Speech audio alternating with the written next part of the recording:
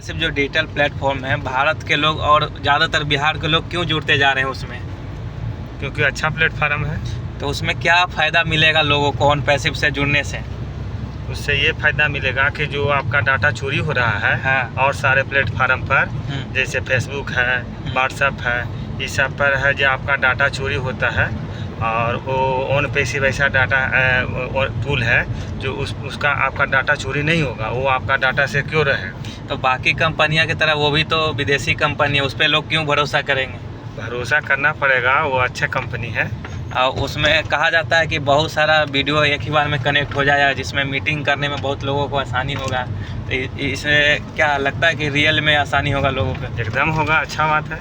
उसमें कितने लोग जुड़ सकते हैं? जो उसमें अनलिमिटेड है, उसमें लाखों अच्छा। आदमी जुड़ सकते हैं।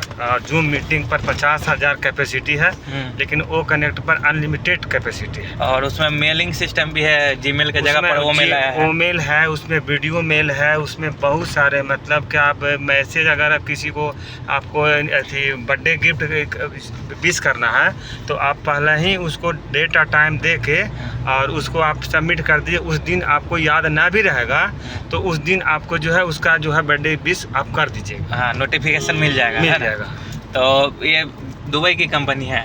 हाँ, ये अमेरिका का कंपनी है। अमेरिका दुबई में इसका प्रचार हो रहा है। हाँ। दुबई में इसका एक मेट्रो स्टेशन है जो ऑन पैसिव के नाम से 10 साल के लिए एग्रीमेंट हुआ है और बुर्ज खलीफा है, उस पर लेजर लाइट से उसका प्रचार होता है। तो बहुत लोग बिहार के फाउंडर इस बात के लिए इंतजार कर रहे होंगे कि मेरा ये सक्सेस कब होगा ऑन पैसिव। तो क्या लगता है? बस ज़्यादा नहीं, 2-3 महीना और टाइम है और पूरे दुनिया में एकदम वायरल हो जाएगा। वायरल हो जाएगा। बहुत बहुत धन्यवाद। ऑन पैसिव का फाउंडर से अभी बात कर रहे थे जिनका नाम है मुकेश कुमार।